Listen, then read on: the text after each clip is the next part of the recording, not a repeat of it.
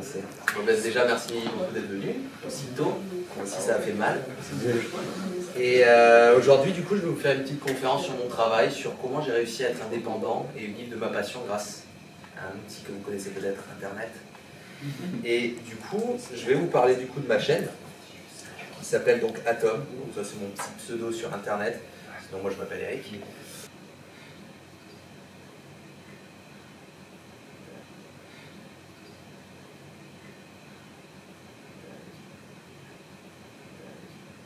Et ça, du coup, c'est des petites outros que je réalise sur ma chaîne, c'est pour marquer le coup des saisons. Donc à chaque fois, je crée des petites animations 3D comme ça, où je mets mon logo un petit peu sous différentes formes. Donc s'il y a des questions au fil de la conférence, n'hésitez pas à m'arrêter. Moi, je l'ai construit pour que ça soit du one-shot, et après on parle. Mais si vous voulez me poser des questions entre-temps, vous pouvez. Du coup, je vais vous parler un petit peu de tout mon parcours et vous expliquer comment après j'ai pu vivre de tout ça. Donc, on va commencer par le commencement. Qu'est-ce qui m'a donné envie de faire des effets visuels? Déjà, c'est le film Jurassic Park. C'est un film extrêmement important dans l'histoire des effets spéciaux parce que c'est le premier film où il y a eu la première modélisation 3D d'un truc organique. En fait, avant, on faisait pas ça. On faisait pas des espèces de corps qui bougeaient comme ça, fait de chair et tout. Ça a été la première fois qu'on a fait ça. Et ils faisaient ça avec des PC en mousse, presque. C'est n'importe quoi, je sais même pas comment ils ont réussi à faire ça. Ils codaient des trucs en même temps qu'ils faisaient les films. En fait, à cette époque-là, on a, par exemple, Steven Spielberg et tout arrivé et leur disait, voilà, je vais faire ce projet-là, aidez-moi. Et du coup, ils ne savaient même pas encore comment faire le truc qu'ils devaient faire le film. Donc, ils codaient les choses, les logiciels, les machins, tout ce que vous connaissez là. C'est à peu près dans cette période que Photoshop a été créé. Par John Knoll. Et si vous ne connaissez pas le documentaire ILM sur Disney+, pépite. C'est incroyable de voir l'histoire de ILM. C'est les fondements de tout ce que vous faites. Du coup, vous êtes en VFX, c'est ça? Du coup, c'est ça. C'est clairement ça. Donc, je vous conseille de le regarder. C'est que des geeks. Et c'est trop bien de voir ça. Donc, les mecs, ils construisaient des dinosaures en 3D, enfin en maquette pour ensuite les scanner. Enfin bref, une dinguerie. Et du coup, j'ai vu ce film-là et je me suis dit, mais comment ils font? Comment ils font pour faire des effets visuels? Donc j'ai vu qu'il y avait des effets spéciaux pratiques, c'est ce qui se fait sur les tournages, les maquettes, faire les prothèses, des trucs comme ça, et des effets spéciaux numériques sur ordinateur. Moi je me suis dit, j'ai un petit PC, donc let's go, je vais aller sur Google, et je vais rechercher comment faire des effets spéciaux avec After Effects, facilement. C'est pas comme ça que ça marche, mais je suis tombé sur ce mec-là, qui s'appelle Andrew Kramer, vous le connaissez peut-être? Ouais, non, j'ai plus les noms. Ouais, Video Copilot, c'est un peu le dieu d'After Effects. C'est genre lui qui a démocratisé les effets visuels sur Internet grâce à... Je sais pas, il avait une façon de s'exprimer qui était très simple. En fait, il arrivait à expliquer des choses très complexes, mais d'une façon très simple. Donc j'étais... Ouais, il y a plein de gifs, vous allez voir. J'aime bien les gifs. C'est mon côté boomer. Et du coup, je me suis dit, donc ce mec-là est trop fort. Donc il m'a appris les bases. Et aussi une source d'inspiration, vous connaissez peut-être Corridor. Les gens connaissent Corridor Pro, Corridor Digital. Et en fait, c'est des mecs qui font des courts-métrages plutôt sympas. Et là, par exemple, c'est un court-métrage qui s'appelle Brush with Dead. Et ils utilisent une technique qui s'appelle l'anamorphose. Et en gros, c'est des peintures qui sont visibles que dans un seul angle. Et donc, ils utilisent des concepts comme ça, toujours ultra créatifs, pour faire des petits courts-métrages. Et moi, j'avais genre 12 ans, 13 ans quand ils faisaient ça. Et je suis en mode, moi aussi, je veux faire ça avec mes potes. Je veux prendre mon PC et m'amuser et faire des petits courts-métrages. Donc ça, c'est Photoreel. C'est toujours des concepts, pareil, là c'est une sorte de photo de la réalité. Enfin, ils ont toujours des idées intéressantes. On va regarder un peu différents trucs, ça peut vous inspirer, si vous ne connaissez pas surtout. Ça c'était marrant, c'est un petit concept rigolo où il se saute dans un mur et il se transforme en graffiti.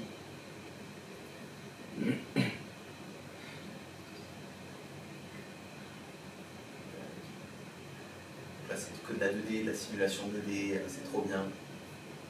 Et dernièrement, peut-être que vous l'avez vu, ça va être le prochain, celui-là. Peut-être que vous l'avez vu passer sur Internet. Ça a fait énormément de buzz, parce que c'est tellement bien fait que les gens ont cru que ça y est, les robots se rebellaient, qu'on terminait quoi, Terminator. Mais du coup, non. En fait, ils ont utilisé des tenues de motion capture pour faire une sorte de robot qui se fait maltraiter de ouf par des humains. Et du coup, je me suis dit, let's go, je vais faire pareil. Voilà pourquoi. Voici les Rush Collector. Vous allez rigoler, hein. Ça, c'est mes potes et moi, on était au collège là, et ça, c'est moi, Freluquet. Et tout jeune, et donc je faisais des courts-métrages avec mes potes après le mercredi après-midi, le week-end, avec des effets spéciaux qui étaient au-delà de mes compétences. Genre, je faisais des trucs, tu commences pas par ça. Il faut prendre des choses dans le bon ordre. Voilà, il y a un lens flare géant qui camoufle à peu près toute la scène. Ça, c'était l'époque où il y avait J.J. Abrams avec Star Trek, il mettait des lens flares partout. Voilà, c'est des petites simulations de 3D que je m'amuse à faire. Qui sont pas très belles, hein, mais bon, ça remonte à, je sais pas, ça remonte à 10 ans au moins. Ça fait un bail. Ouais, des petites simus, blabla. J'aurais dû le couper, ça c'est pas très sexy. Ça c'est mon pote aussi, quand j'étais à Perpignan. Des petites simulations fumées, donc tout ça vraiment, c'est des choses que normalement, je vais vous expliquer après ce qui s'est passé en fait. Des simulations de dés fluides pour faire du savon, enfin bref, c'est n'importe quoi, et c'est pour ça que je vais vous parler de l'effet Dunning-Kruger. Vous connaissez ça ou pas? Ouais. L'effet Dunning-Kruger, en fait, c'est tout le monde y est opposé pendant son apprentissage, tous à plus ou moins de degrés. Et en gros, c'est un graphique qui parle de la compétence, de débutant expert et de la confiance. Et en fait, quand on découvre tous les outils, comme moi, ce que vous venez de voir avec des explosions, des machins, ben, en fait, j'étais au tout début, je me suis dit, oh, After Effects, malade, je vais faire comme Transformers, Michael Bay. Et donc, en fait, on s'auto-surévalue et on sous-estime les experts. Et on atteint donc cette montagne de stupidité.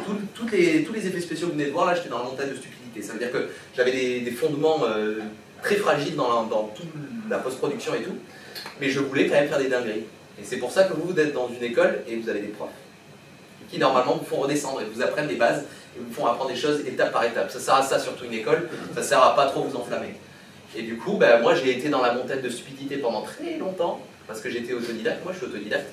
Et donc, quand on apprend en tant qu'autodidacte et qu'on est passionné, on veut tout de suite faire des dingueries. Et en général, il faut commencer par des trucs moins sexy. Et après, on atteint la vallée de l'humilité. C'est à peu près aussi ce que vous vivez dans les études. Ça veut dire travailler en groupe, avoir des profs qui vous disent, bon, c'est pas fou ce que tu as fait, tu as 10 au lieu de 20, tu vois. Et donc, tu commences à être, voilà, à temporiser, à faire, ok, donc il faut que j'apprenne des trucs. Et après, c'est l'auto-évaluation réaliste des compétences, plateau de la consolidation, tu deviens un expert, tu bosses pour Marvel, tu deviens prof. En gros, c'est ça. Et donc, l'effet de Dunning-Kruger, c'est ce truc-là, c'est un effet psychologique un petit peu où tu t'enflammes. En gros, c'est ça, pour faire simple. Et donc, moi, je me suis enflammé. Et c'est pour ça que, encore des petits trucs collector. Donc là, c'est n'importe quoi, vous allez voir, rien ne marche. Là, j'ai pris un modèle 3D du film King Kong. Je savais même pas animer un modèle 3D, je ne sais même pas pourquoi j'ai fait ça. Voilà, je savais juste traquer une caméra et rajouter des modèles 3D dedans et faire un peu de simulation de fluide. Mais c'est pas solide en fait, tout ça. Et du coup, après, oh, ça c'est, je vais le laisser, c'est rigolo. C'est juste un Godzilla. Je sais même pas comment j'ai pu faire ça. Mais... c'est caché dans le noir. Voilà, ça crie, blablabla. Et du coup, après, je me suis dit, tiens, je vais faire une école. Et cette école m'a dit non. Au bout de 2 ans, ils m'ont dit, tu vas arrêter. Parce qu'en fait,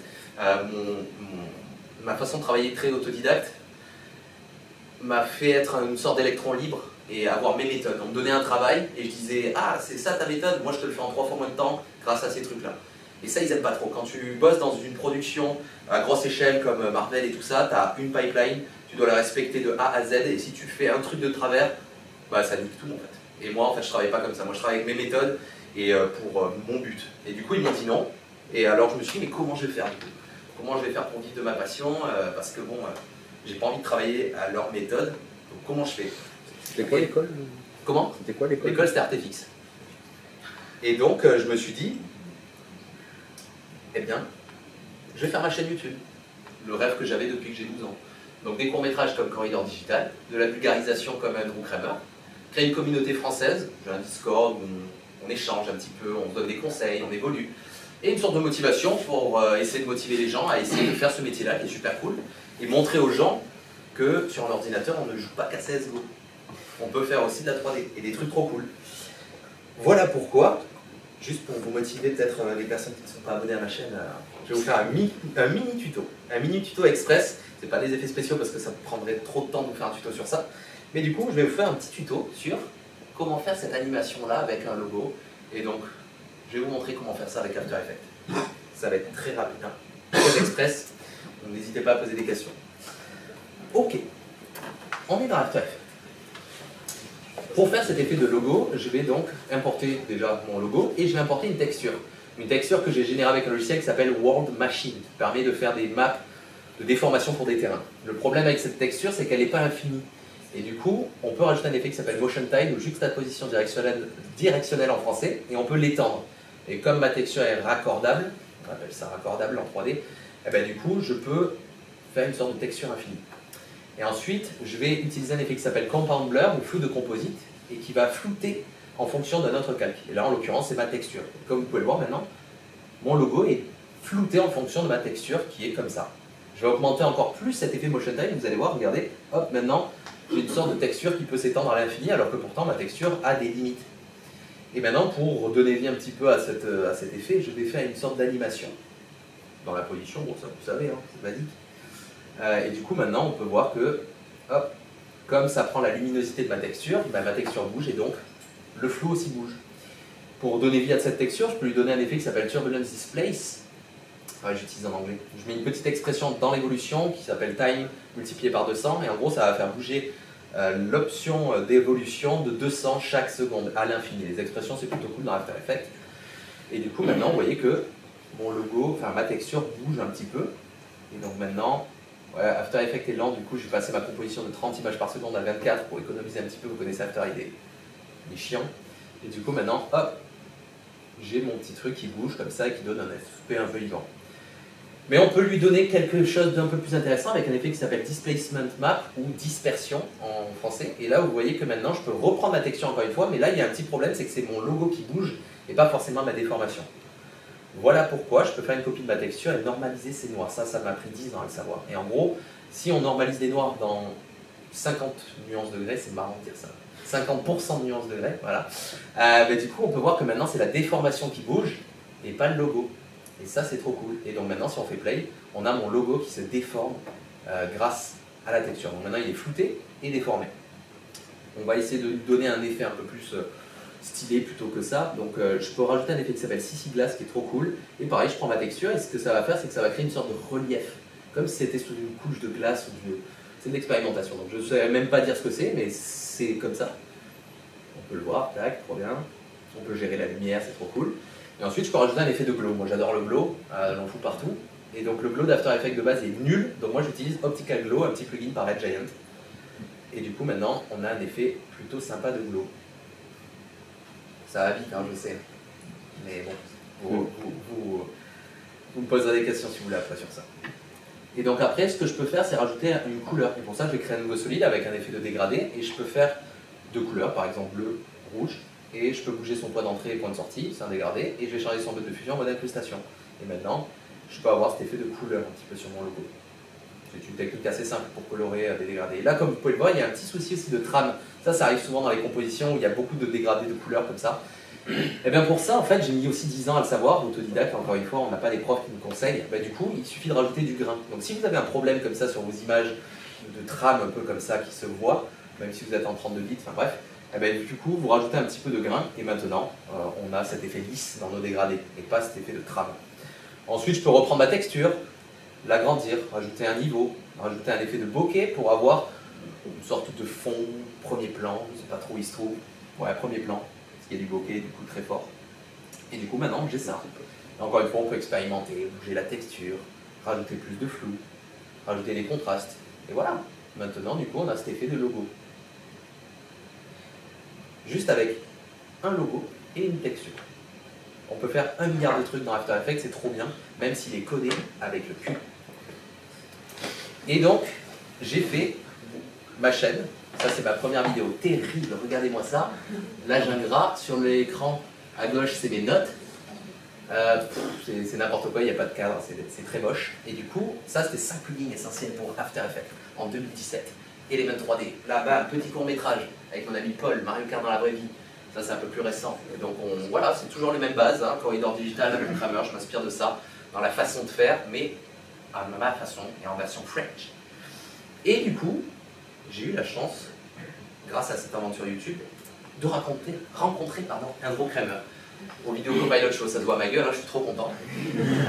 Et du coup, ça a été vraiment quelque chose d'incroyable de rencontrer la personne qui m'a donné envie de faire ce que je fais aujourd'hui, quoi. Et il m'a envoyé un petit message sur Twitter, il m'a dit « Hey man, tu veux faire une petite intro pour notre événement de Berlin ?» Parce qu'en fait, il faisait un événement qui s'appelait le Vidéo Copilot Show à Berlin, Barcelone, Paris, Londres. Moi, je suis allé à Londres, Paris et et Berlin. Et du coup, j'ai fait l'intro pour Berlin et tout, trop bien. Et... ouais, ultra fan. Je suis un fan.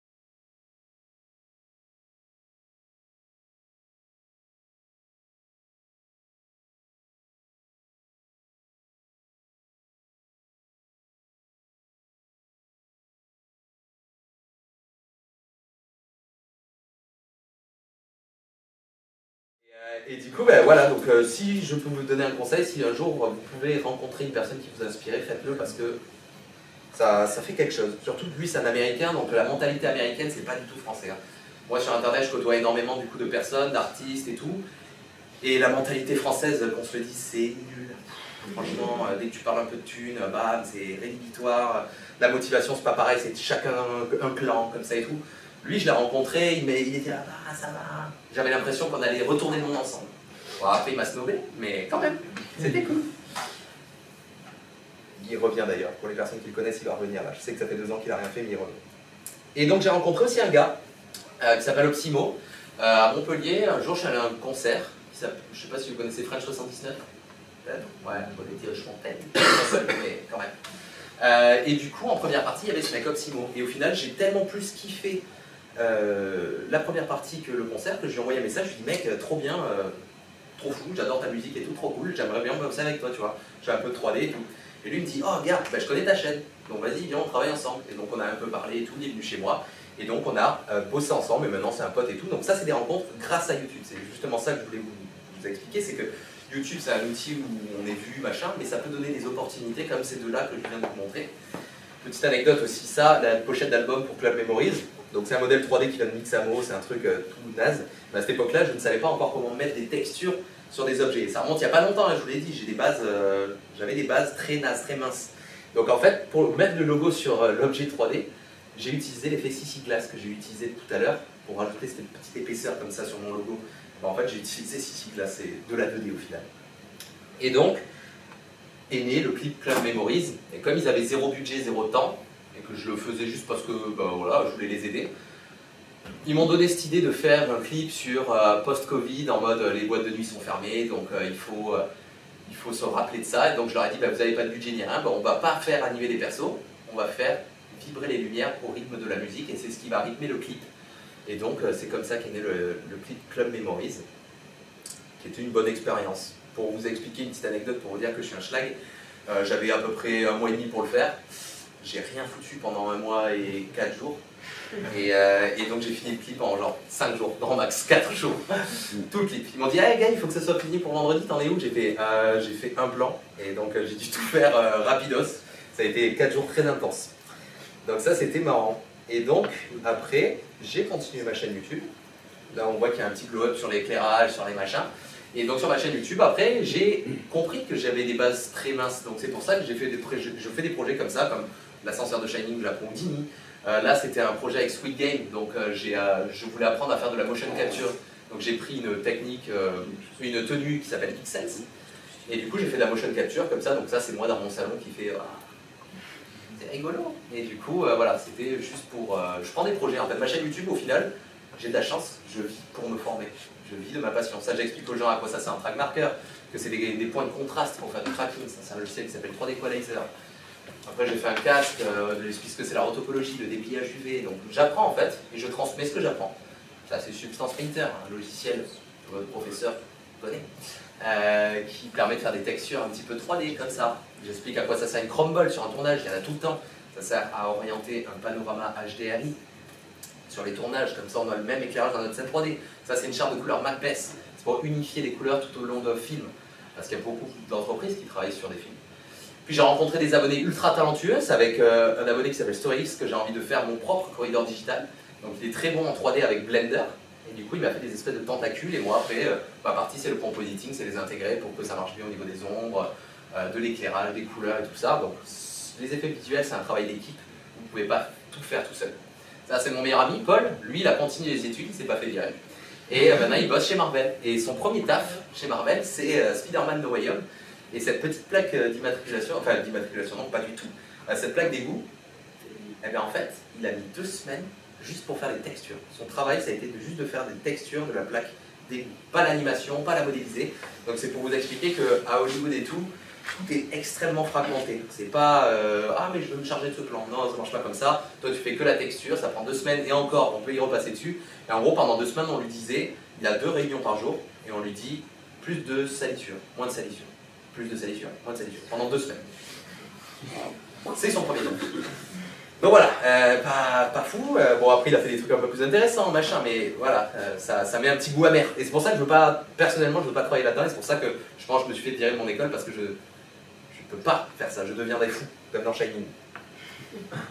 Et donc là, tac. Ça, c'est une de mes dernières vidéos. J'ai expliqué comment faire le Palantir du Seigneur des Anneaux. Donc ça, j'ai découvert un petit plugin sur After Effects qui s'appelle GeoTracker, qui permet de faire des suivis de géométrie 3D. Donc ça ressemble à ça de base, le plan. Donc, dans ma vidéo, j'explique comment enlever le fond vert, comment faire du tracking grâce à ces espèces de track markers que j'ai collés sur une balle en polystyrène que j'ai acheté dans une école d'art. Dans une école d'art, qu'est-ce que je raconte? C'est ici l'école d'art. Une boutique d'art. Et du coup, comment je vis grâce à ma chaîne YouTube? Parce que, alors, quand on est un gros youtubeur comme les Squeezie et machin, on gagne des millions, hein. Eux, ils se mettent bien. Hein.